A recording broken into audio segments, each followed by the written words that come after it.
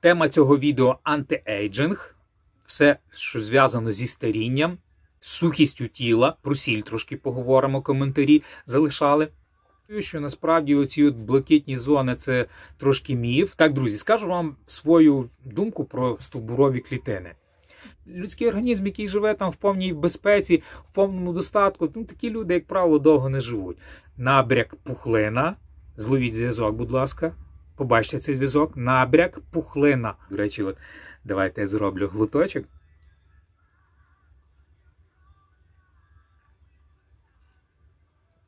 Кава Джекобс, друзі, прикольно. Вітаю, я персональний тренер Владислав Матейко, і ви на моєму каналі Влад Ідеал Спорт. Сьогодні чергове відео у форматі, я вирішив, до речі, трошки змінити назву свого формату. Раніше він в мене називався «Тренуємося і спілкуємося». Наразі я планую зробити назву таку «Антиейджинг». Тренуємося, харчуємося і спілкуємося. Як вам? Напишіть в коментарях, чи добре я придумав, чи ні. Отже, сьогодні чергове відео, розмовне. Сьогодні я знімаю його в себе вдома. Мені здається, так зручніше трошки, тому що я подивився останнє відео, яке я знімав вдома. Дуже гарно набрало переглядів. Очевидно, такий формат подобається моїм глядачам на Ютубі, тому спробую сьогодні так. Знову вдома зняти, ніхто не бігає, не заважає, не викрикає. Можна спокійно поговорити з вами. До речі, от переді мною великий екран монітора, тому що в мене зір надзвичайно слабий. В окулярах я заледве бачу 5 рядків, без окулярів взагалі не бачу ні одного рядка. Отже, це єдиний мій недолік по зору. До речі, хто не знає, ще нагадаю, мені 53 роки і 10 років, як я відмовився від будь-якої гормональної фармакології. В мене завжди сухе і якісне тіло, функціональне, досить високі силові показники під свою вагу тіла. Відповідно, моя ціль – вічна молодість, подовше прожити, максимально довго, бути максимально функціональним, максимально потрібним людям. Це є мій пріоритет наразі. Ніяка там не екстремальна маса, а саме довгожительство, антиейджинг. Це мене найбільше цікавить. Отже, друзі, з чого почнемо? Розкажу вже, як завжди, на початку свого відео, розказую про своє харчування, про свою калорійність, про свою вагу тіла. Мій зріст, до речі, 166 см. І я поставив собі ціль втримувати на протязі року вагу 65-66 кг, бути надзвичайно сухим, щоб поділялися всі м'язи, бути функціональним, гарно почуватися. До речі, всім хейтерам, хто каже, що там сухим бути дуже погано, я дуже гарно почуваюся. Пізніше в цьому відео розкажу, чому це так, яка причина цього. А наразі зараз про свою вагу тіла в даний тиждень і свою калорійність. Отже, попередній тиждень в мене була калорійність 2550 кілокалорій, з яких 30% білок був. І я почав їсти один раз в день. Один раз в день, тому що це все зв'язано з перемиканням, з вимкненням, вірніше, електроенергії в нас. І плюс я вирішив собі, що я зекономлю час, буду менше займати час на кухні, так за один раз я все приготував, потім за один раз все з'їв і супер, дуже гарно зайшло. До речі, їм перед самим сном, десь там пізно вночі, десь там 12-1 година, поїв і відразу пішов спати. Після цього і дуже гарно засинаю, такі гормони щастя, ендорфіни виробляються, плюс вуглеводи там я їм, і це все вуглеводи, як ви знаєте, сприяють такій сонливості, я дуже гарно сплю після цього. Отже, що сталося того тижня? До речі, зменшилась кількість відвідувачів у залі, зараз сезон відпусків, плюс оце от відсутність електроенергії, кондиціонери виключені, дуже жарко займатися, важко, багато клієнтів взагалі відмовляються ходити в таких умовах, займатися в зал. Тому наразі зменшилась трошки фізична активність, але своє тренування все одно проводжу заплановані, в будь-якому випадку я приїжджаю і тренуюся. Але от, як я зрозумів, оця калорійність наразі трошки завелика під мою фізичну активність, тому оця от калорійність 2550 кілокалорій призвела до того, що я на кінець тижня я заважив 66 кг і 700 грам. Відповідно, я планував більший читміл зробити, плюс 100% до калорійності, але в зв'язку з тим, що я не вписався в цей свій ліміт, бажаний 65-66 кг, я зробив тільки плюс 50% до повсякденної калорійності, і це було 3825 кілокалорій. Це були продукти без солі, я тільки трошки давав в деякі страви трошечки, буквально суто для проформи, так би мовити, ну не знаю, там, напевно, 0,000, якісь 0,05 грама солі суто для балансу смаку разом з солодким, щоб воно було. Ну це взагалі, це навіть смішно, це навіть не потрібно рахувати це. Отже, моя калорійність цей читміл становила 3825 кілокалорій, які я, до речі, також з'їв за один захід пізно ввечері перед сном і пішов спати. Так, ну і розкажу вам деякі продукти, які були присутні в моїй калорійності. Так, до речі, читміли також контролює розподілення білків, жирів, вуглеводів.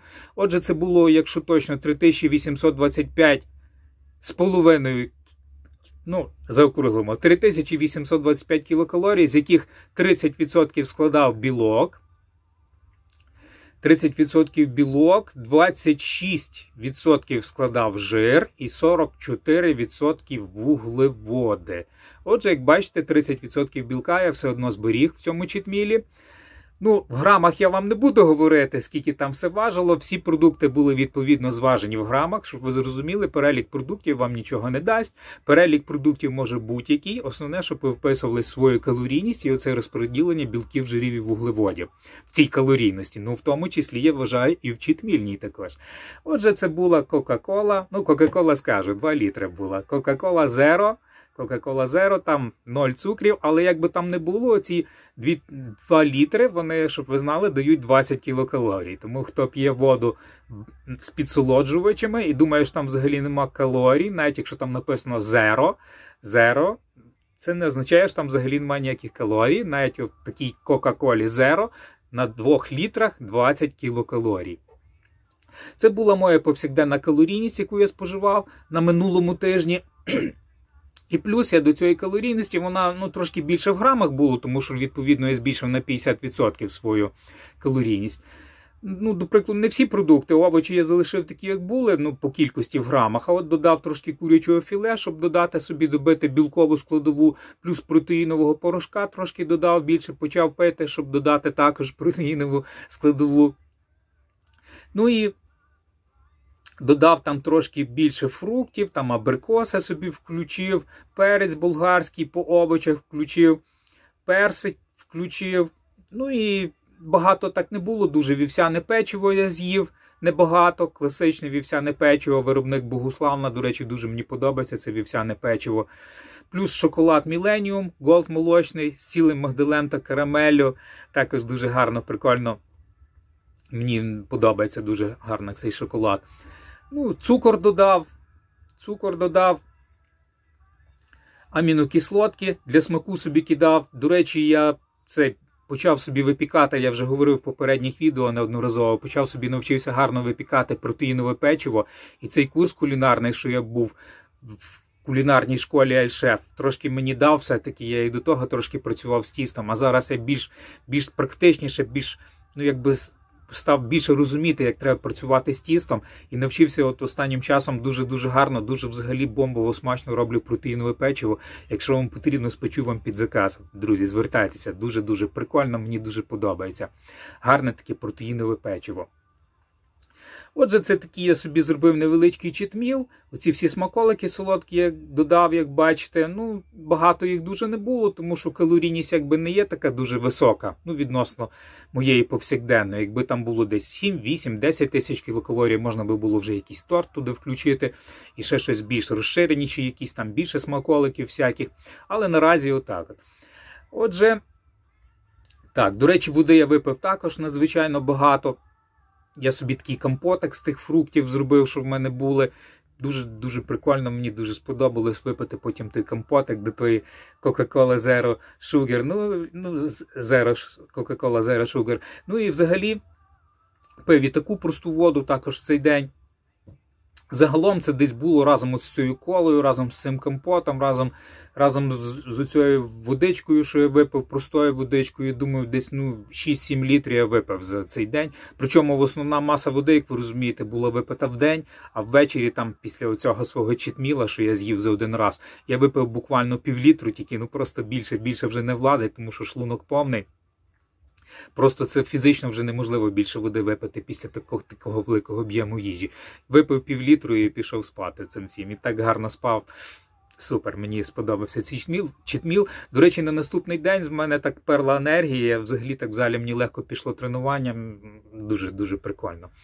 Так, отже, в зв'язку з тим, так, закриваю цю вкладочку по читмільній калорійності. Розкажу вам далі. В зв'язку з тим, що я не вписався в цей свій ліміт 65-66 кг, я далі зменшив калорійність на 50 кілокалорій, і цього тижнева моя калорійність становить 2500 кілокалорій. А, до речі, ще щось забув сказати, що після цього дня на 3825 кілокалорій я набрав 3 кг 200 грам. Ну, правда, це я зважувався вранці, тому так трошки якби забагато вийшло. Якби я зважувався десь ввечері, перед тим, як буду їсти оцей один свій прийом їжі.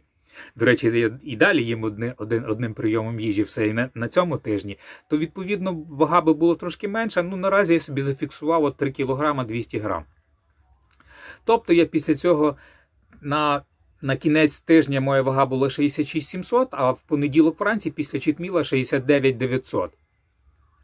Ну і зараз цей тиждень я чекаю, як вона чи опуститься до моїх меж. Якщо не опуститься, в суботу ввечері у мене буде контрольне зважування. Якщо не опуститься до моїх меж, до мого ліміта 66-65 кг, на наступний тиждень я знову зменшу калорійність трохи на 50 кілокалорій. Ну, наразі цього тижня, як ви зрозуміли, 2500 кілокалорій.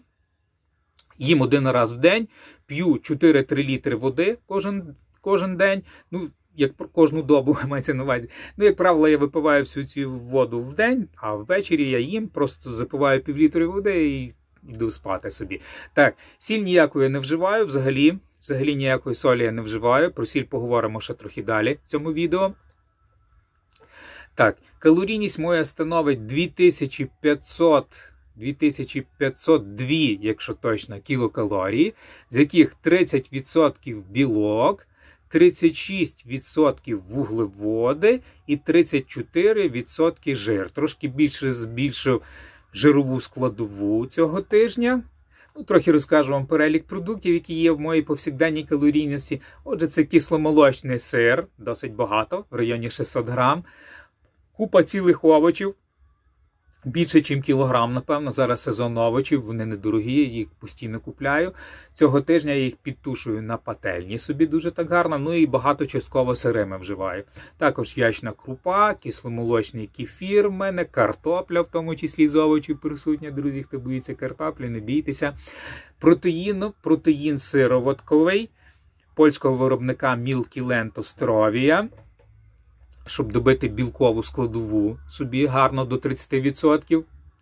Плюс яйце в мене є в цьоготижневій калорійності, томатна паста замість кетчупа я використовую, також додаток, коли підтушую собі різні овочі на пательні. Ну, плюс мед я трошки включив собі, соняшникова олія, оцет бальзамічний. До речі, прикольно, дуже до овочів додати бальзамічний оцет Дімодена. Виробник такий, не знаю, Іспанія, здається, чи хто, чи Італія.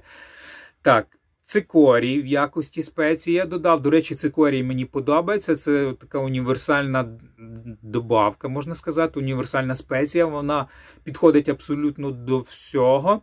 Ну, єдине, що якщо з кисломолочним сиром, вона трошки такий гірковатий смак дає. Але якщо ви любите такий гірковатий трошки, то вам обов'язково сподобається. Цикорій взагалі такий додає трошки гірковатий смак, але мені подобається, дуже-дуже прикольно. І плюс трошки цукор я собі вирішив також в якості спецій. До речі, цей цукор трошки він компенсує цю гіркоту і такий досить такий гіркувато-солодкий смак виходить. Прикольно досить так. Так. Трошки трошки фруктів в мене є. Я також їх підтушую разом з овочами на пательні. Оце слива, абрикоси, до прикладу. До речі, кавун інколи можу собі включити. От ми, якщо деколи купляємо, беру трошки собі кавуна, відповідно, я потім вираховую. Ну, як правило, в мене багато капусти йде в день, там, в районі 325 грам. Я просто собі потім, якщо взяв, наприклад, 150-200 грам кавуна, я просто компенсую, відраховую цю калорійність капусти. Ну, це не 1:1, здається, в кавуні все ж таки менше. Так, в кавуні точно менше калорій, ніж в капусті. У мене є така табличка, я собі розрахував цю всю калорійність різних фруктів, овочів. Відповідно, якщо я там беру собі 150 грам кавуна, відповідно, вираховую, скільки мені треба грам капусти зменшити, щоб попадати в цю свою калорійність. Той, хто не рахує калорії з овочів, робить велику помилку, там також є вуглеводи, також є калорійність, тому не враховувати їх просто, на мою думку, недоцільно. Якщо ви вже все рахуєте, так як я, грам у грам, обов'язково враховуєте конкретну калорійність кожного овоча. Ну, якщо ви це не хочете все робити, я можу зробити це вам, я можу вести вам онлайн-ведення, програм харчування, враховувати. Хочете хоч кожен день нову програму харчування складати. Ну, відповідно, як ви розумієте, це платно, тому що це займає трошки час, щоб це все порахувати, відіслати вам, оформити в текстовий файл, тому, наразі це моя професія. Я кайфую від цього хобі, яке переросло в професію, скажімо так. Отже, так, що я вам перелік продуктів розказав. Ну, все, в принципі, все. По калорійності вам розказав. Закриваю вкладочку з калорійністю і рухаємося далі. До речі, моя актуальна форма на значку до цього відео. Я потім ввечері сьогодні стану під електричним світлом. Добре, в нас сьогодні не будуть виключати його там ввечері. На годинку стану під електричним світлом, зроблю фото, селфі, і потім це фото буде на значку до мого відео, цього, що ви зараз дивитеся. Ну і також, напевно, я включу там в перших секундах відео, щоб показати, тому що перші секунди відео надзвичайно важливі, щоб нові клієнти з'явилися, тому що, як вони відкривають моє відео, як правило, найбільше переглядів іде в перші хвилини саме, коли відео розпочинається, а далі кого, якщо це людину зацікавить, така моя форма на значку, відповідно, вона продовжить перегляд, тому, напевно, в мене зараз буде така технологія, я буду вставляти своє селфі актуальне перед кожним таким розмовним відео. Ну, звичайно, якщо це не відео в залі, де я ще, крім того, якусь вправу роблю, тому що в мене є і такі відео, де я роблю вправу і між ним щось говорю, на таких відео вже такого я не буду значка ставити. Але у всіх таких розмовних, де я суто говорю перед камерою, розмовляю з вами, то буде моя актуальна форма іменно в цей день, що я знімаю це відео. Отже, все, рухаємося далі. Тема сьогоднішнього відео – анти-ейджинг. Я випустив таке відео, виклав, я його знімав ще раніше, десь в лютому, але руки недавно дійшли, до речі, зараз липень. Якщо точно 25 липня 2024 року. Це відео я знімав про анти-ейджинг, як я тренуюся, як я харчуюся. Знімав в лютому, але виклав десь недавно, тиждень тому, і воно набрало дуже гарну динаміку, набрало дуже багато переглядів, і зрозумів, що людей це цікавить, багато нових підписників з'явилося, і там багато коментарів. І я це відео вирішив присвятити суто відповідям на оці коментарі, що були під цим відео. Але перед цим така я вже традиційно розкажу, така цікава інформація. Взагалі про людський організм, про біохакінг, взагалі такі всякі цікавинки я зазвичай розказую. До речі, хотів сказати, якщо ви почуєте якісь звуки, не дивуйтеся, в мене є папуга Джако, він може заговорити, закричати, може щось там собі засвистіти, ви цьому не дивуйтеся. Крім того, в мене є 2 собаки, зараз скоро має прийти дружина, вона пішла на іншу квартиру, там подивитися, чи все добре. Має прийти моя дружина, як вона зайде, собаки можуть загавкати, тому ви не дивуйтеся, просто не звертайте на це уваги. Крім того, в мене тут під диваном кіт заховався, я ніяк хотів його витягти, ніяк не міг його витягти, він десь там забився, не можу його дістати. Він також може там щось собі або вухо почесати, або що, якщо ви якісь такі звуки почуєте, не дивуйтеся, просто не звертайте на це увагу. З сусідами я поговорив, бо в нас зараз іде заміна на індивідуальне опалення, в нас відключили центральне опалення, міняється індивідуальне опалення, і там стукають, дрелями працюють, я з сусідами поговорив, ніхто зараз працювати не буде в найближчих 2 години, тому вирішив швиденько сісти, зняти вам відео. Отже, на чому ми зупинилися? Так, такий цікавий факт. Так, щоб ви знали, друзі, Кава, якщо ви любите каву, до речі, відео про каву в мене є на моєму ютубі, дуже велике відео, якщо вас цікавить, як вона працює, мій досвід, як її почав пити, чи мені подобається, скільки, на мою думку, треба її пити і так далі. Десь є на ютубі, напевно, я десь посиланнячку вверху дам, або дам в описі до відео, ну, кому треба, або зайдете на вкладку відео і погортаєте, обов'язково побачите такі відео про каву. Отже, про каву. Щоб кава була більш щоб ви знали, що кава буде більш гіркою холодною, чим гарячою, тому що рецептори до гіркоти краще реагують, тобто чутливіші до холодного, чим до гарячого.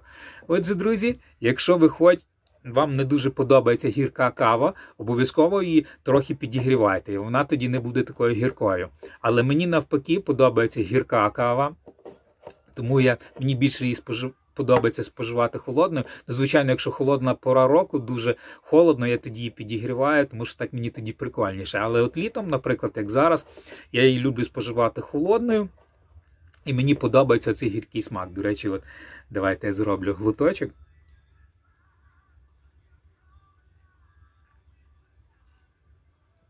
Кава Джекобс, друзі, прикольна. Дуже-дуже прикольна. Гіркенька така, дуже гарний смак. Джекобс, супер кава. Еспресо ми купуємо інколи Джекобс, різні сорти, але наразі цього тижня в нас Джекобс.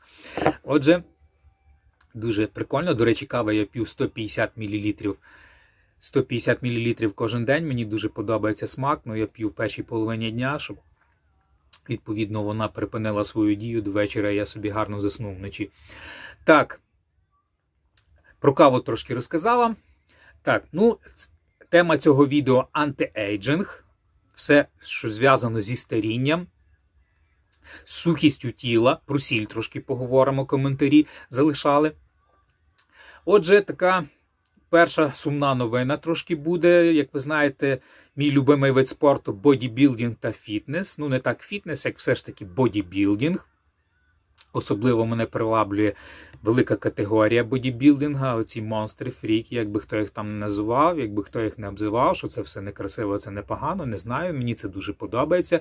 Таких людей небагато, і це, відповідно, заслуговує на якусь повагу. Не всі, звичайно, такими можуть бути. Але все ж таки, я сам був бодібілдером, виступав на змаганнях. Федерація НАБА в 2006 році я зайняв друге місце на Кубку України. Тому, це мій, так би мовити, спорт, мій любимий спорт. І я вважаю, що це спорт номер 1 у світі, що це найкращий спорт для здоров'я, для довголіття. Не дивлячись на це, що оці всі фріки в переважній більшості довго не живуть, але це зовсім не з цим зв'язано. Десь я окремо випущу відео по цій темі, порозмовляємо по цьому всьому. Чому я вважаю бодібілдинг спортом номер 1 іменно для антиейджинга, щоб прожити якомога довше і якісніше. Отже, почнемо. Така сумна новина зі світу бодібілдинга. Такий бодібілдер Марко Цезар Агвар Луїс, псевдонім Монстр. Він сам з Португалії, але проживав у Німеччині. І він мав 46 років і помер. Причина смерті наразі не розголошується. До речі, він 46 років йому. Він займався від 20 років і до 32 років він заявляв, що займався натурально. Потім, відповідно, почав вживати спортивну фармакологію, почав змагальну кар'єру в 2018 році і відразу виграв. Далі він почав знімати різні мотиваційні відео, і ці відео побачили різні американські бренди, їм ці мотиваційні відео дуже сподобались, вони почали його спонсорувати. Фактично він жив з того, що знімав ці мотиваційні відео для цих американських брендів, як я зрозумів, спортивного харчування. І він заявляв, що він був самим сухим атлетом у світі. Я дивився його фото, можу сказати одне, я з цим не погоджуюся. На мою думку, самим сухим був Хельмут Штребель з таких атлетів. Він був дійсно самий сухий. І до Хельмута Штребля, мені здається, він трошки не дотягував все ж таки. Але дійсно, насправді він був відносно такий сухий, відносно загальної маси, так би мовити, бодібілдерів. Тому, це, скажімо так, нехай родичі приймуть співчуття. Сумно, що це все сталося, звичайно. як ви розумієте, бачите, причина смерті не розголошується. Ну, швидше за все, на мою думку, це була якась серцево-судинна хвороба. Як правило, це от з такими бодібілдерами серцево-судинна хвороба. Далі ще така новина про Чарльза Гласа. Знаєте, є такий відомий тренер, дуже відомий тренер. Багато дуже чемпіонів з ним займаються. І зараз Чарльз Глас сказав, що він мав серцевий напад і зараз постійно мусить пити лікарства. Інакше почувається дуже погано. Це він сказав у нас на каналі Спортфаза у Олексія Мокшина на каналі Спортфаза. Ну, Чарльз Гласу, здається, дуже багато років, там чи 8, в районі 80. Плюс-мінус, от вискочило мені з голови, плюс-мінус в районі 80 років Чарльз Гласу. І от він мав серцевий напад і постійно мусить пити лікарства зараз. Ну, що можу сказати? Не дивлячись на те, що, бачите, він займається в залі, от виникає друге запитання, а чи контролює він чітко свою калорійність, грам у грам? Чи зважує він цю всю свою їжу? Чи робить він кардіо кожен день? Ну, це все якби незрозуміло, це я ніде такої інформації не зустрічав. Якщо він тільки займається в залі, ну, як бачите, цього одних занять все ж таки недостатньо. Все ж таки треба контролювати своє харчування, треба рухатися, кардіо завжди робити кожен день, ну, як мінімум ходити 3 кілометри, або як мінімум десь 30, 45, 60 хвилин, дивлячись з якою інтенсивністю. Тому, сумно, що таке сталося з Чарльзом Гласом. Будемо мати надію, що все ж таки він позбудеться цього, перестане пити лікарства і все налагодиться в нього, і все з його здоров'ям буде добре. Так, все, що я вам... Є ще багато різних цікавих таких новин про бодібілдинг, про бодібілдерів, але це я трошки буде забагато, і так вже от майже півгодини говорю. Це десь на інші відео я розтягну. До речі, я зараз от проводжу переговори з FM-студіями. Можливо, я би, якби домовився десь знімати от такий ефір, відповіді на телефонні дзвінки своїх слухачів, а потім би я цей ефірчик собі викладав на YouTube. Наразі я веду перемовини з різними радіо, такі, якщо це домовлюся, це буде більш комфортніша зйомка, більш якісніша, я не буду вже десь в себе вдома там, чи в залі, де всі заважають, там ходять, стукають, кричать. Це буде більш якісніше в студії, звичайно. Наразі це все на стадії перемовин. Отже, все. Нічого собі, майже півгодини про це. Ну, добре, друзі, люблю я говорити, це мене мотивує, я кайфую від розмови з вами. Отже, антиейджинг. Найстаріша людина, сьогодні говоримо про антиейджинг. Щоб ви знали, найстаріша людина в історії – це француженка на ім'я Жанна Кальман. Чи Кальман, Жанна Кальман. І вона дожила до 122 років. Тобто народилася в 1875-му, відповідно, як я порахував, померла в 1997-му.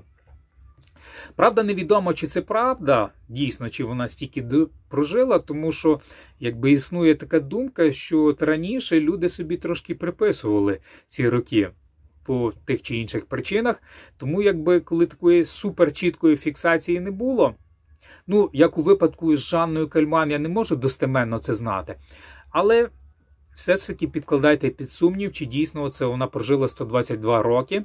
Чому я такої думки став притримуватися?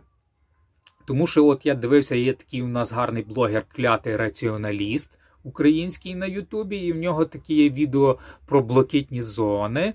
Хто хоче, зайдіть до нього на канал «Клятий раціоналіст. Блакитні зони», і де він озвучує цю от версію, що насправді оці от блакитні зони – це трошки міф, це, так би мовити, якийсь створив маркетолог, створив такий бренд, потім він надає якісь зірочки там готелям, іменно, що це якби блакитна зона готелю чи щось таке, ну, наскільки я зрозумів з цього відео.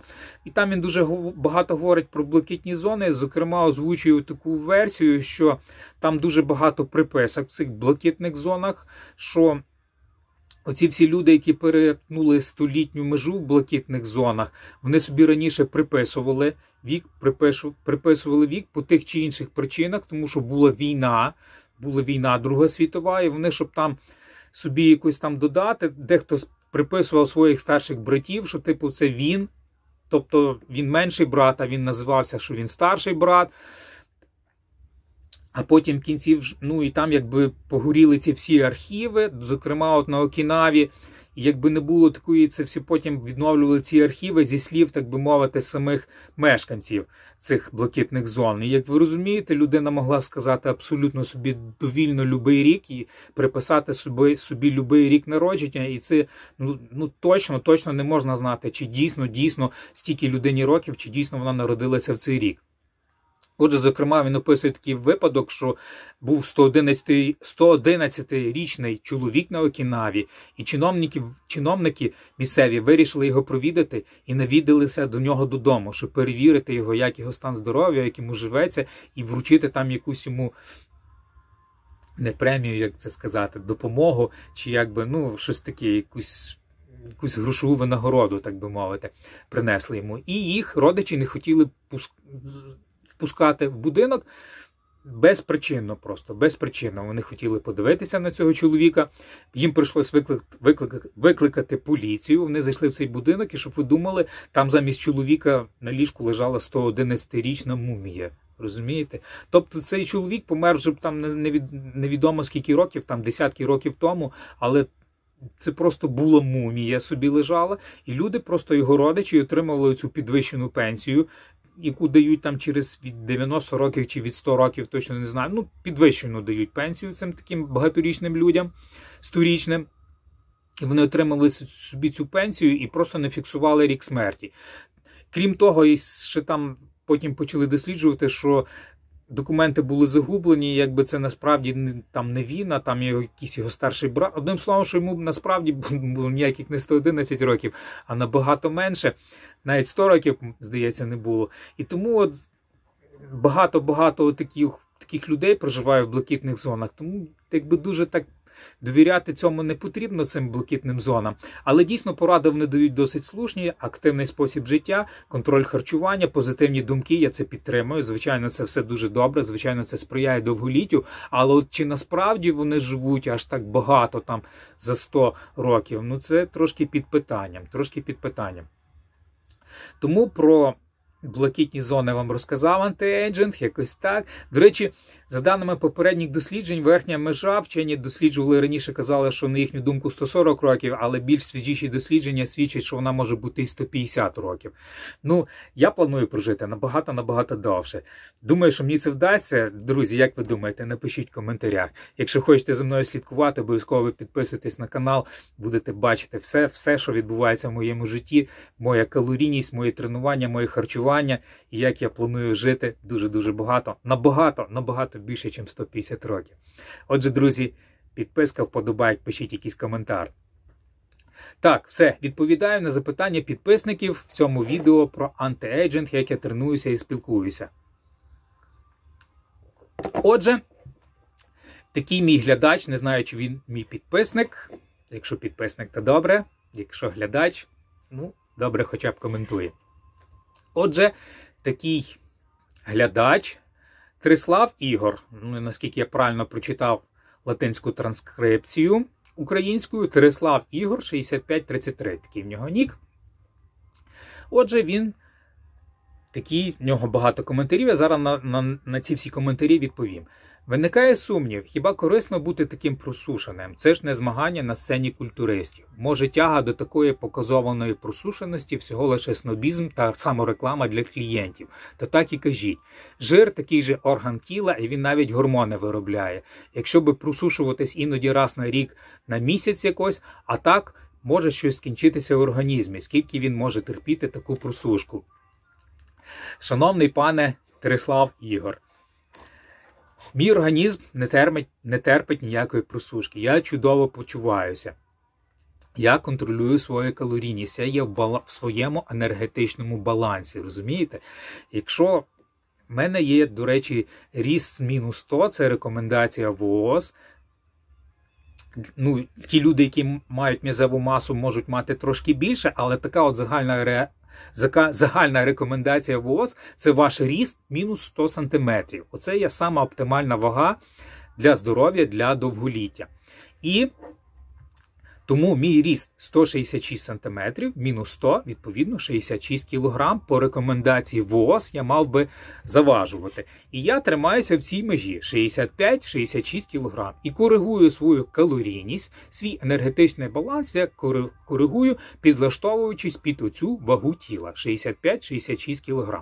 Тобто, якщо в мене контрольне зважування за тиждень показує, що я перебільшив цю позначку, я трохи мінусую калорійність, роблю менший читміл.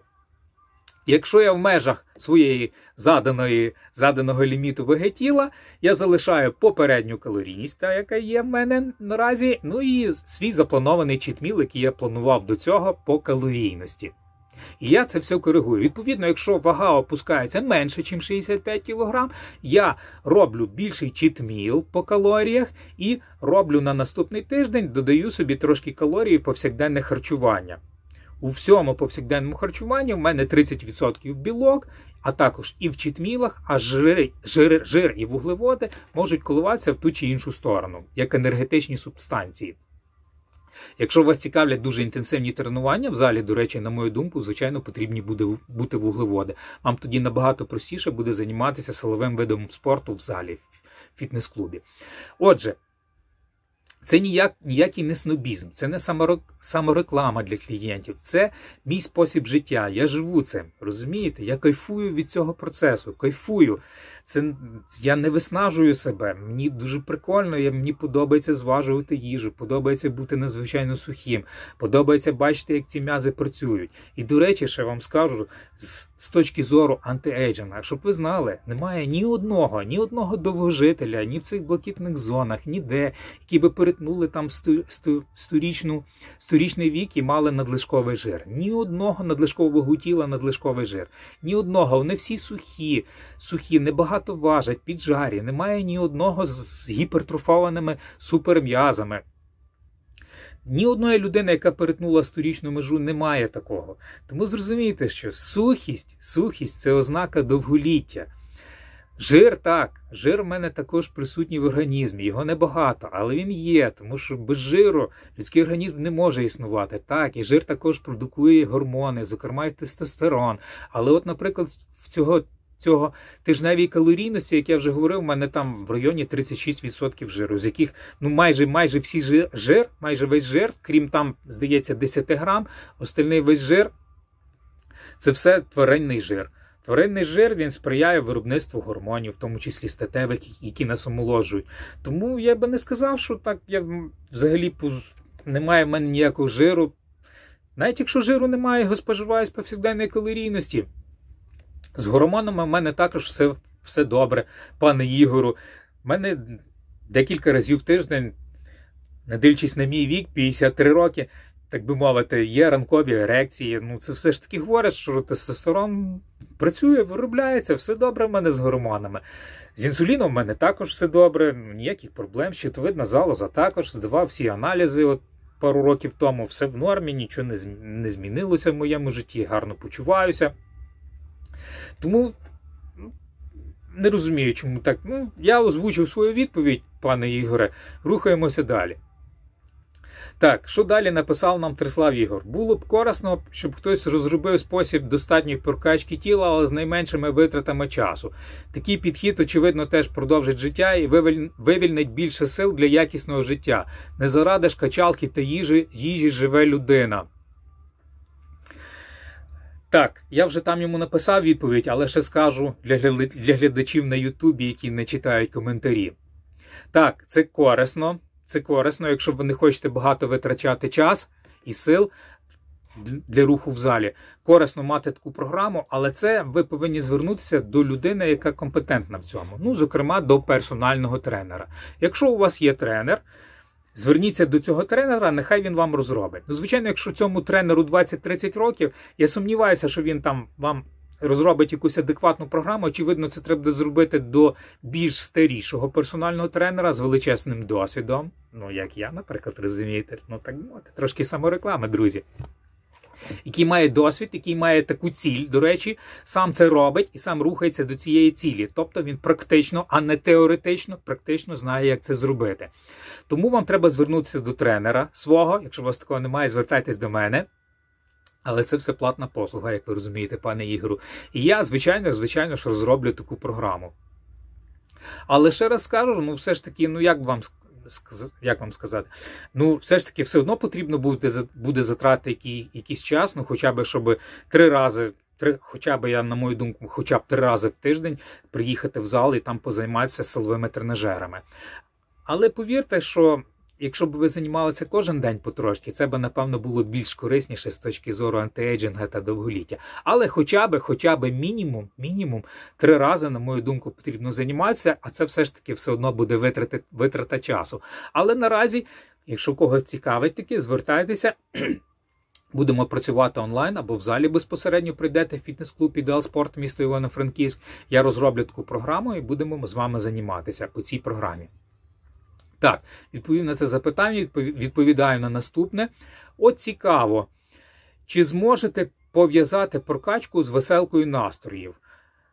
Веселка настроїв. Гадаю, що проторите доріжку, підйомник по цій веселці через качалку, і це буде прорив. Наприклад, прийшов у зал пригнічений, а вийшов завзятий. Тут виснажуватися не можна, більше збадьорюватися. Хоча дещо виснажитися на занятті можна стати спокійним. Як для тривоги чи гніву це вже добре. Зарядка, до речі, від слова «заряд». Громовина, в дужках електрика, а не виснаження заради відновлення м'язів з запасом. Пане Ігору, дивлячись, які цілі у вас стоять, розумієте? Яка ціль? Якщо ваша ціль наростити м'язи з запасом, щоб вони збільшились в об'ємі, то в будь-якому випадку вам потрібно буде їх трошки виснажити з великою вагою. Для того, щоб, як ви написали, вони потім відновилися з запасом. Ну, без цього просто не буде росту м'язів. Якщо ж ваша ціль, ну, до прикладу, от як у мене, там не якась там м'язева маса екстремальна, якщо ваша ціль просто антиейджинг, бадьорість, гарний настрій і так далі, якнайдовше прожити. Звичайно, що вам не потрібно себе виснажувати великими вагами, якимись там супервиснажливими тренуваннями. Ви повинні прийти, працювати собі в кайф. Ви вже маєте знати свою оптимальну вагу для цієї роботи в кайф, так сказати, так би мовити, розумієте?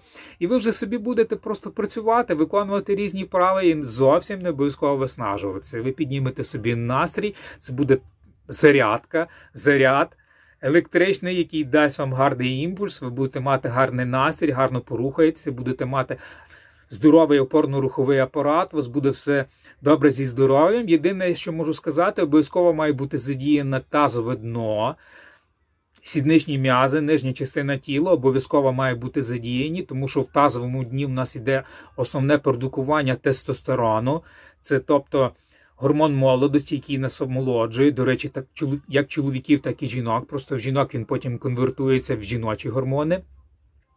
І тому якби обов'язково має бути не те, що ви прийшли там зробили біцепс, там пожали на груди, як зазвичай це роблять різні неофіти в залі, а ноги взагалі їм важко трошки робити, трохи або не вміють, не знають, не хочуть і не роблять їх. Так, для антиейджинга надзвичайно важливо робити також нижню частину тіла, щоб продукувати гарне виробництво гормонів. І, до речі, хоча б якась одна вправа, звичайно ж, має бути, що вам ну, хоча б в одному підході було досить важко. Це потім буде сприяти гарному викиду тестостерону. Не момент, коли ви робите це, коли ви робите цю вправу. Потім, якщо ви здасте аналіз, цей момент навпаки покаже знижений тестостерон, тому що тестостерон пішов, працюючи м'язи всі, ну, в чистому вигляді, в крові його не буде багато. А от потім, коли ви будете спати, вночі дуже він гарно викинеться і ви навіть можете відчути гарну ерекцію ранкову. До речі, в мене так часто це буває. Коли я попрацюю на нижню частину тіла з якимось таким досить відчутним навантаженням, потім, ну, як правило, зазвичай в мене вночі під ранок ранкова ерекція. Тому свою думку вам на це сказав. Якщо вас цікавить гарний настрій, антиейджинг, ви не повинні виснажуватися сильно. Ну, крім одної вправи якоїсь. Але це не виснаження, це просто вам має бути трошки важко її робити. І так, якщо ви не будете виснажуватися, вам взагалі захочеться приходити більше в зал, ви захочете кожен день відвідувати зал. Ну, якщо у вас буде час, звичайно, ви кожен день захочете відвідувати зал. І я вважаю, що це навпаки вам додасть енергії, життєвих сил. І, звичайно, це антиейджинг. Ви довше, друзі, довше проживете. Так, все, рухаємось далі. Так, глоточок мого улюбленого напою гіркого, кави. Так, що він далі написав? Розгляньмо такий підхід до нестаріння. Висхідні дані. Звичайна клітковина має тіломіри, тому що сама вона псується і з кожним поколінням накопичує поломки. Відтак неправильно працює. Тому тіломір визначає час, коли достатньо зіпсована клітина має вмерти та бути заміненою невразливою стовбуровою клітиною, яка перетвориться на нову зразкову робочу клітину. Нам потрібен великий запас стовбурових клітин, щоб мати змогу своєчасно змінювати старіючі робочі клітини. Стовбурових клітин багато в молодому тілі. Молоде тіло відрізняється якістю громовини, в дужках, напруга електрики тілесних струмів. Така напруга висока за рівнем та за частотою чи модуляцією. Стовбурові клітини дорого утримувати і дорого ними замінювати старі робочі клітини. Ощадливіше, коли робоча клітина ділиться сама, але ж вона поступово втрачає якість. Для утримання стовбурових клітин потрібен відчутний запас тілесних сил, що ми маємо у молодому віці. Так, друзі, скажу вам свою думку про стовбурові клітини. Я вважаю, що все ж таки стовбурові клітини – це маркетинговий хід. Про стовбурові клітини відомо досить давно відомо. Є дуже багато, так мовити, мультимільйонерів, мультимільярдерів, надзвичайно багатих людей, які собі можуть дозволити оці от стовбурові клітини, оці от різні маніпуляції стовбуровими клітинами. І що хочу вам сказати, не бачу я серед мультимільйонерів та мультимільярдерів якихось супер довгожителів. Розумієте? Це все саме не працює. Все одно це, навіть якщо там якісь стовбурові клітини собі людина вводить для омоложення чи ще для чогось, все одно це не замінить вам ні рух, ні харчування, ні контроль харчування, ні позитивний настрій, ні сон. Це все не замінить вам. В будь-якому випадку вам все одно треба буде притримуватися здорового способу життя, здорового харчування, рухатися. Стовбурові клітини, можливо, так, можливо, вам допоможуть, можливо, ні. Це все під питанням, це все експерименти. Моя думка така, що у вас потрібно бути якнайменше втручань різних хірургічних, взагалі різних втручань в свій організм. Організм – це дуже така універсальна структура, дуже комфортно. Вона дуже, так би мовити, заточена під самовиживання, під самовідновлення. І тому я вважаю, що, на моя думка, така, не потрібно ніяких маніпуляцій з цими стовбуровими клітинами. Звичайно, це моя особиста думка, ви можете з цим не погоджуватися, це ваше право. Просто от людина написала такі коментарі, я мушу прокоментувати про стовбурові клітини. А для того, щоб були ці стовбурові клітини, моя думка така. Ви повинні їсти достатню кількість білка. Я вважаю, що це орієнтовно 30% від вашої калорійності. Якщо ви будете вживати 30% від вашої калорійності і пити достатньо води, у вас не буде ніяких проблем з засвоєнням цього білка, ніяких проблем з нирками не буде від того, що ви їсте таку кількість білка 30% від своєї калорійності. Але організм буде мати новий будівельний матеріал, адже людський організм – це білкова структура, тобто людський організм буде мати новий матеріал для гарного відновлення, в тому числі для побудови і відновлення оцих от стовбурових клітин. Тому що це все міф, що люди там їдять багато білка, ніхто не їсть багато білка. Повірте, я аналізую калорійність нових клієнтів, коли аналізую нових клієнтів, яким я складаю програму харчування, вони замовляють аналіз їхньої калорійності, яка в них існує на даний момент до цієї програми харчування, що я розроблю. І, як правило, там позначки білка коливаються, рідко в кого доходить до 20%. Як правило, це десь в районі 10-15% від калорійності білок. Моя думка, цього недостатньо. Мінімум 30% це мінімум. А можливо, в мене інколи такі бувають періоди, що і до 50% білка в калорійності. По-всякому буває. Але, як правило, це вже довший час в мене 30%. І тому я вважаю, що 10-12-15% білка – це дуже мало. Тому сміливо збільшуйте білок, пийте багато води, звичайно ж, поменше солі, про сіль ще поговоримо, до речі. І стовбурові клітини будуть у вас відновлюватися. Моя думка така. Не потрібно буде ніяких хірургічних маніпуляцій, в тому числі і з цими стовбуровими клітинами. Так, які він, на думку Терслава Ігора, дає поради. Потрібно не терпіти негараздів, не перевтомлюватись, не виснажуватись занадто роботою, поганою їжею, настроями, неправильним нервовим диханням, яке зліплює кров'яні тільця. Треба цікавитися своїм станом і плекати себе. Ну, що можна сказати? Я підтримую, так, психоемоційний стан надзвичайно важливий. Не потрібно виснажуватися цим, думати про це. Треба трошки відсторонитися від цього всього, від різних політичних ситуацій, від повсякденного життя, якщо важкі якісь трошки, якісь негаразди. Все-таки полоса світла, полоса темна, обов'язково все має змінитися на краще, і психічне здоров'я надзвичайно важливе, я з цим повністю погоджуюся. Потрібно себе трошки заспокоїти, порелаксувати, мати якісь хобі, яке би вас відволікло від поганих думок, мати якусь мету в житті, ціль в житті. От, наприклад, моя ціль – подовше прожити, донести свій досвід людям. От я почав знімати YouTube, це мене надзвичайно мотивує. От як я поставив ціль триматися в цій вазі, я йду до цієї цілі, коли я її досягаю, в мене йде виробництво гормонів щастя, які мене роблять щасливим, омолоджують. І навіть якщо якісь негаразди, там фінансові чи ще якісь там негаразди в житті, я заспокоюся себе, психічне здоров'я надзвичайно важливе, і це все набагато легше потім перетерпіти і рухатися далі з темної на світлу полосу. Тому так, це дійсно так, підтримую вас, пане Ігор. Далі, що він пише? Найкраще розкручувати колесо Ярніга, підтримувати метаболізм, катаболізм, анаболізм, симпатика, парасимпатика, попрацював, відпочив, витратив, накопичив сили, облився крижаною водою, усміхнувся і зігрівся, переміг холод. Повністю підтримую вашу думку, пане Ігор, повністю погоджуюся. У мене так і є, тому так і є в моєму житті. Катаболізм, анаболізм. Я ввечері один раз поїв перед сном, вночі в мене пішов анаболізм. Вранці я нічого не їм, і аж до вечора в мене пішов катаболізм. Так і є, ця система працює, я погоджуюся з цим. Катаболізм, анаболізм.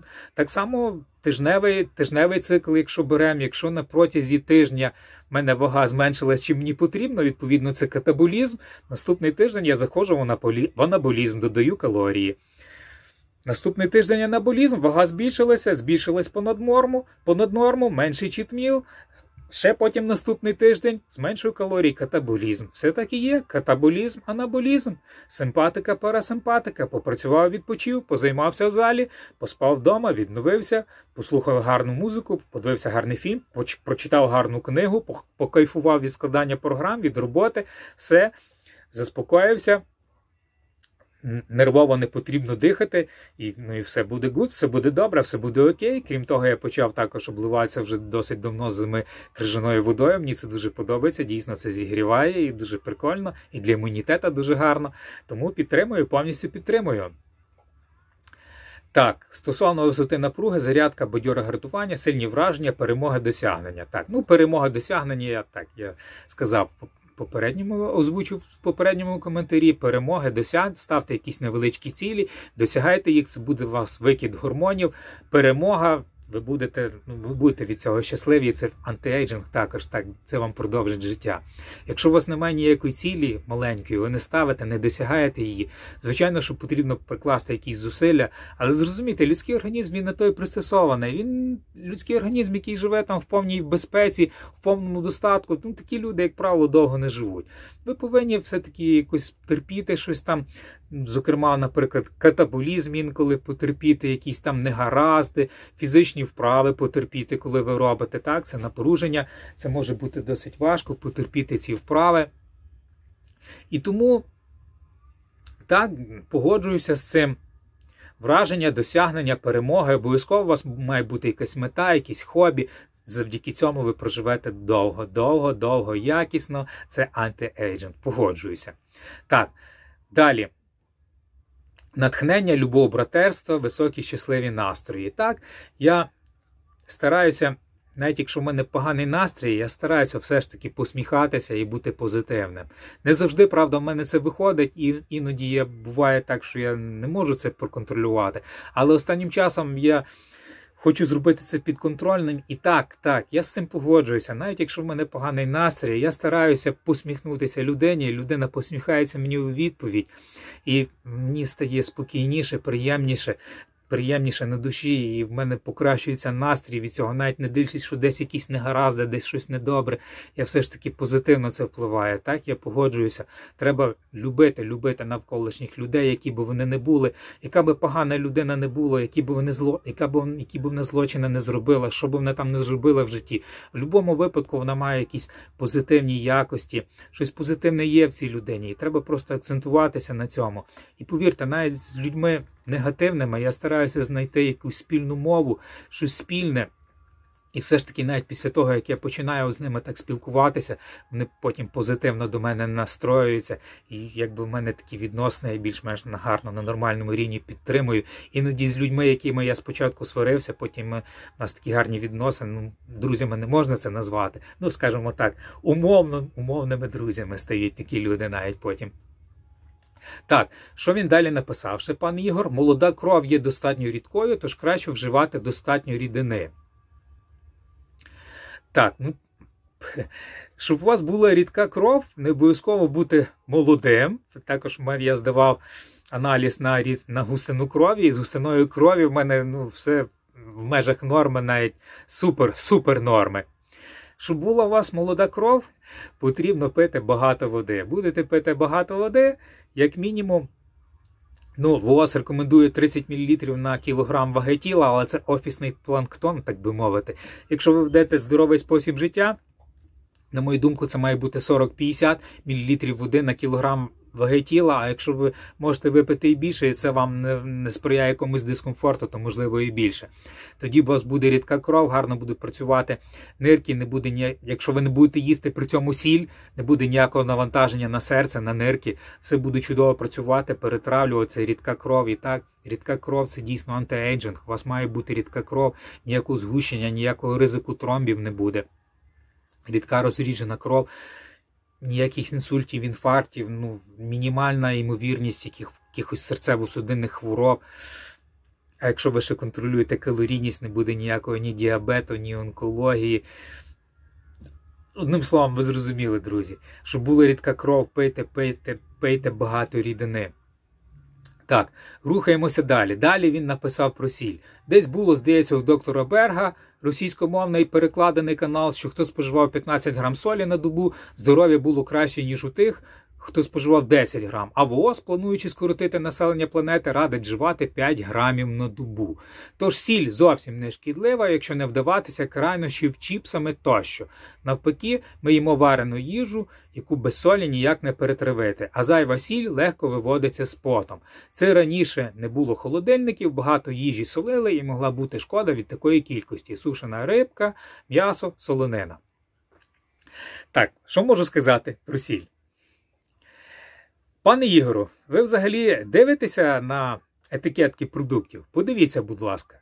Практично кожен готовий продукт, який ви купляєте в магазині, будь-то сосиски, будь-то ковбаса, будь-то твердий сир, будь-то якісь кисломолочні напої, типу айрани там всякі і так далі. Типу, навіть може бути це, про чіпси я, звичайно, взагалі не говорю.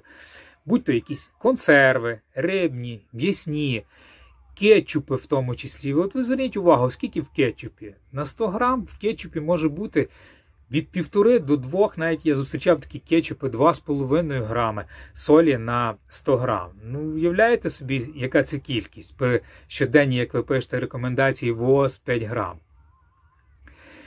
І якби от людина каже, от я не їм кисломолочний сир, мене заливає від цього сиру кисломолочного водою, від кисломолочки. А потім я питаю, а ти їш твердий сир? Так, їм, звичайно, їм і твердий сир. Зверніть увагу, скільки в твердому сирі. Я якось дивився, в одному твердому сирі я бачив майже 6 грам, 5,5 чи щось таке, 5,5 грам на 100 грам продукту твердого сиру. Уявляєте собі, наскільки це солене. Плюс різні оці соєві соуси. Різна азіатська їжа, вона вся надзвичайно солена. Не знаю, Зверніть увагу, будь ласка, на це, пане Ігору. Далі, що він пише? Якщо їмо варену їжу, без солі ніяк вона не перетравиться. Ну, що можу сказати? Я їм давно вже і варену їжу, і тушену їжу, і підсмажену їжу, і будь-яку їжу, і взагалі нічого не солю, і все в мене чудово перетравлюється, все чудово засвоюється, я в балансі енергії, чудове якісне тіло, гарні функціональні силові показники для свого віку, для своєї ваги тіла. Ніяких проблем з засвоєнням в мене немає ні поносів, ні проносів. Ну, все добре, без солі, все чудово засвоюється. Єдиний сіль я собі трошки додаю в читміл. Такий читміл даю суто номінально, буквально там, може, якщо в мене виходить 0,5 грама, а то й менше, може навіть, що я так суто для балансу смаку, щоб збалансувати солодкий смак, тому що я і цукор собі додаю в читміл.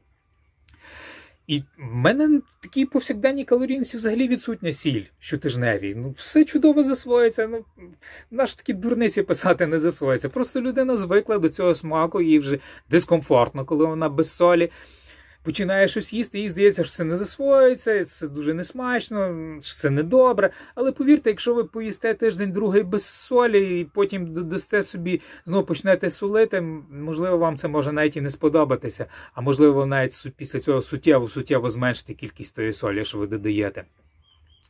Тому моя думка така, крім того, зверніть увагу, пане Ігор, наберіть, будь ласка, от в пошуковій системі натрій в продуктах харчування, і ви побачите, що взагалі абсолютно любий продукт має в своєму складі натрій, який присутній у цьому продукті в своєму природному стані. Тобто любий продукт, який ви їсте і додатково не підсолюєте, він вже має натрій. І якщо ви їсте там в районі 2000-3000 кілокалорій, 2-3 тисячі кілокалорій в день, ви обов'язково будете добирати собі оцю потрібну кількість натрія для щоденного вжиття. Крім того, воду, яку ви п'єте, це ж також не дистилят. Навіть та ж сама вода з крана, там також присутній натрій, в тому числі. Перепрошую, запів. Тому, моя думка така, що не потрібно нічого підсолювати, все буде дуже гарно засвоїтися.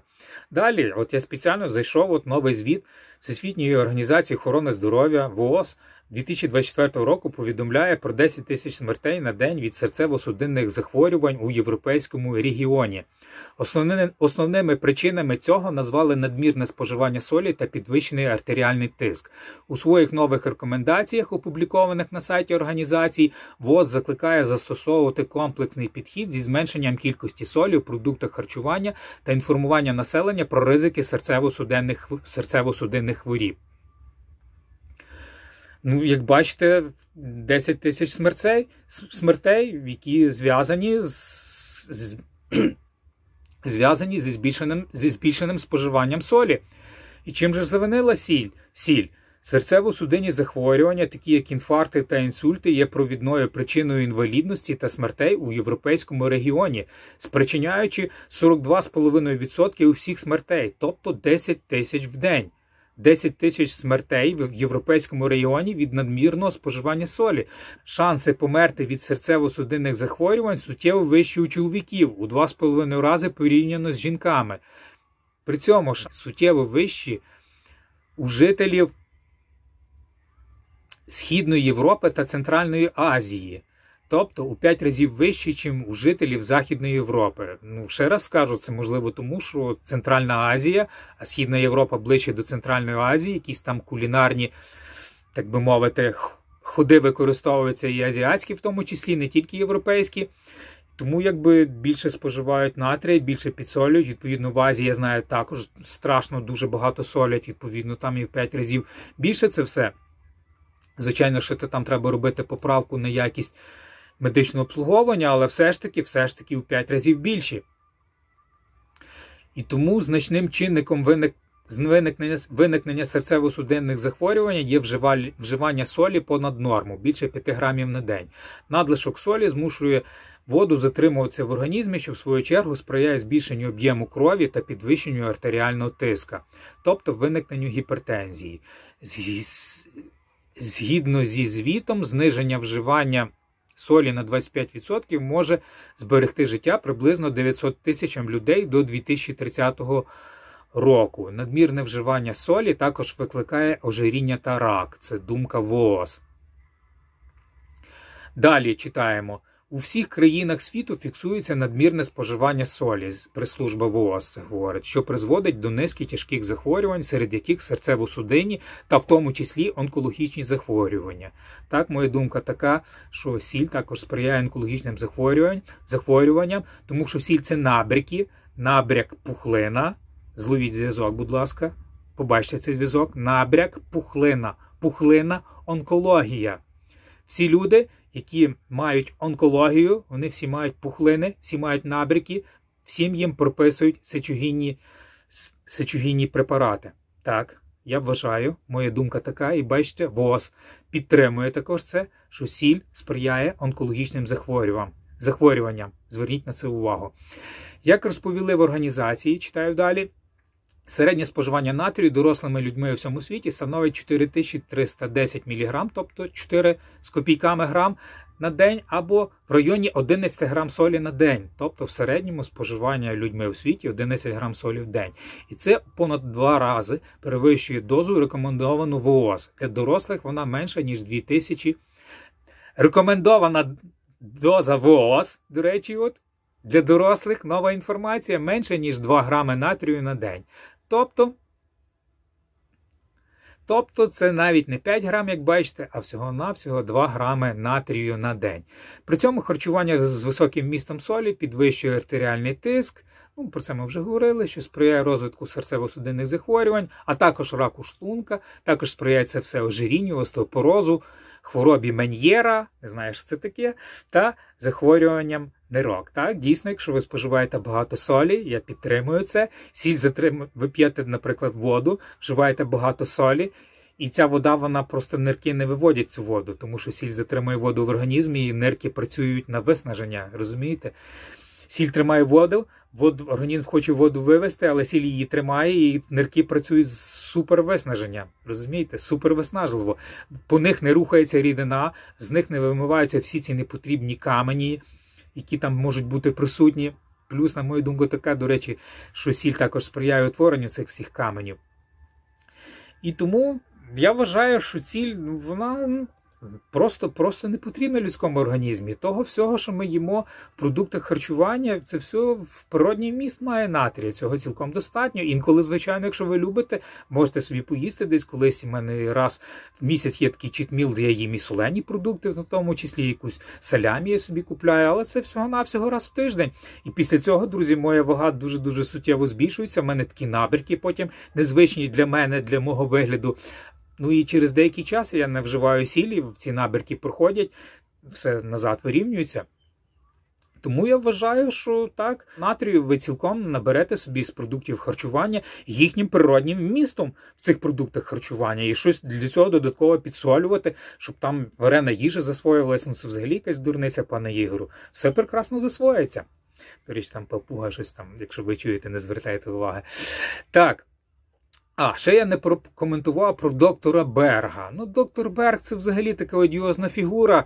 Там існують такі думки, що він насправді там, по факту, навіть я чув таке, що він ніякий не доктор, що він там це звання собі якось приписав, але я не буду це на 100% стверджувати, так це чи ні, але десь я таки чув. Ну, якщо що, я прошу вибачення, якщо він дійсно доктор, прошу вибачення. Отже, добре, доктор Берг, все. Закрили тему про докторизм доктора Берга. Так, що він там озвучував якісь дослідження, що той, хто споживав 15 грам солі на добу, здоров'я було краще, ніж у тих, хто споживав 10 грам. Як я можу це прокоментувати, пан Ігорю? Ну, по-перше, як людина може знати? От скажіть мені, хто зважує сіль, якою він підсолюється? От ви знаєте таку людину, яка перед тим, як посолити їжу, зважує, скільки там солі? Ну, таких людей, я думаю, що можна на пальцях рук може перерахувати, які є серед ваших знайомих. Розумієте? Ну, я особисто ні одної людини не знаю, яка серед моїх знайомих, яка б не контролювала калорійність, там щось собі підсолювала і зважувала, скільки вона там солі кидає в ту чи іншу страву. Я бачив такі випадки, що люди, наприклад, різали собі огірок чи помідору і кидали туди просто якусь неймовірну кількість солі. Ну, не знаю, можливо, зараз, разів грам 5, наприклад. Так? Крім того, ви купили твердий сир, який дуже популярний продукт, з'їли цей твердий сир, і у вас там купа солі. Розумієте? З'їли купу натрію. 100 грам сиру, і ви з'їли 5 грам натрію, 5 грам солі відразу з'їли, з'ївши 100 грам твердого сиру. З'їли ще якийсь продукт, ще набрали, ще щось там підсилили, ще набрали. І так ви набираєте оцю непотрібну сіль надлишкову. Ну, як там доктор Берг визначив, що хто їв 15 грам, хто їв 10 грам, а скільки грам було в інших продуктах. Можливо, ті, хто їли 10 грам, вважали, що вони їдять мало солі і купляли ще собі якісь додаткові солені продукти. Ну, вважаю, що це взагалі недоречне якесь дослідження і так однобоко, однозначно стверджувати, що там хто їв більше солі, довше прожив, чим той, хто менше. По-перше, це все вибірка така. Невідомо, як люди харчувалися, який вони спосіб життя вели, як вони рухалися, як це все вплинуло на їхнє здоров'я. Ну, це важко все, якби на такій якійсь великій вибірці сказати. Тому моя думка така, що це взагалі якась нісенітниця. Нісенітниця, і це в тому числі протирічить і Всесвітньої організації охорони здоров'я, яка закликає споживати зовсім ніяких не 15 грам солі для кращого здоров'я, а 2 і менше. Тому, сподіваюся, відповів на цей коментар про доктора Берга. Все, пане Ігоре, як бачите, сьогодні все відео майже вашим коментарям я присвятив. Не знаю, правда, коли його викладу, бо я вже стільки тих відео назнімав. Часу немає це все монтувати, викладати, але рано чи пізно воно, звичайно ж, буде на каналі. Так, ну і відповім на останнє запитання. Такий Алекс 1981, Олексій Олександрович, сказав, що це образ життя, і він не для кожного. Він відповідав, здається, на коментар цього Терслава Ігора. Можна просто контролювати порції, виключити максимально вуглеводи, плюс тренування через день до години, і ви почнете худнути. Так, Олексій Олександрович, дякую за підтримку мене в коментарях. Повністю підтримую, це образ життя, він не для кожного не підходить, але для цього я знімаю своє відео, для цього веду свій канал, ділюся своїм досвідом, щоб глядачі побачили, почули, як потрібно це робити. І хоча б трошки, приблизно звернули на це увагу і почали притримуватися хоча б трошки для цього. Я вважаю, що це буде хоча трохи щось донесу до людей. І це додасть їм лишні роки, не лишні, а додаткові, лишні, так не можна говорити, не треба так говорити, а додаткові роки життя, розумієте? Повністю вас підтримую. Харчування, тренування, і ви будете худнути, антиейджинг, довго проживете, підтримувати баланс калорій, якщо худнете, додати, якщо збільшили вагу, відняти, контролюйте вагу, Міджико, щось там свистить. І все у вас буде добре, антиейджинг, довго проживете, плюс тренування, рух, здоровий опорно-руховий апарат, викид гормонів, які нас омолоджують. Повністю підтримую. Єдине, з чим я не згідний, це з вуглеводами. Я вважаю, вуглеводи нам потрібні. Просто це все має бути в межах калорійності і в межах розподілення білків, жирів, вуглеводів. І вуглеводи, навпаки, будуть сприяти більшою енергією, особливо, якщо ви провадите такий суперактивний спосіб життя, багато рухаєтеся. Вуглеводи вам навіть потрібні, щоб ви знали, навіть марафонці, коли біжать довгу марафонську дистанцію, вони на протязі дистанції п'ють саме вуглеводні напої. Саме вуглеводні. Тому вуглеводи це все вуглеводи це нам дуже потрібні, це глюкоза, на цьому фактично це основне джерело енергії для організму. Тому з вуглеводами я не погоджуюся, вуглеводи мають бути. Можете мати любі вуглеводи, в тому числі і швидкі вуглеводи. Єдине, що це, якщо будуть швидкі вуглеводи, це викид інсуліну, і потім вам важко буде перетерпіти цей період голоду, тому що інсулін буде працювати, він буде вас спонукати щось з'їсти. Інсулін – це гормон апетиту, і не кожна людина зможе втриматися, щоб після таких швидких вуглеводів щось доїсти. Тому якщо ви бачите, що у вас така не дуже, так би мовити, вибачте за тавтологію, сильна сила волі, тому з швидкими вуглеводами треба поменше, але такі довгі вуглеводи спокійно можете собі їсти, а також вуглеводи, які присутні в овочах, також спокійно собі можете їсти, просто це має бути в межах своєї калорійності, свого енергетичного балансу. Тому, тобто, друзі, нічого собі я не говорив, саме довше розмовне відео, яке є на даний момент на моєму ютубі. Чи буде от. Тому буду завершувати. Мені 53 роки. 10 років без гормональної фармакології, моя ціль антиейджинг, ніякого старіння, жити я саме довше, прожити найдовше за всіх у світі. Тому, якщо вас цікавить, приєднуйтесь, будемо займатися, разом харчуватися, займатися, проводити здоровий спосіб життя. Можу готувати навіть їжу для вас, в тому числі і смачну, яку ви захочете. Я підлаштуюся під вас, під вашу калорійність, буду розробляти програми. Також будемо займатися для здоров'я, для гарного настрою, для викиду гормонів. І ви будете жити так само довго, як і я. Тому приєднуйтесь. Всі посилання в описі до відео. Пишіть якісь повідомлення в месенджерах. Скооперуємося. Також, друзі, вподобай, підписка, пишіть якийсь коментар. Побачимося. Був радий з вами спілкуватися. Я кайфую від процесу, друзі. До зустрічі!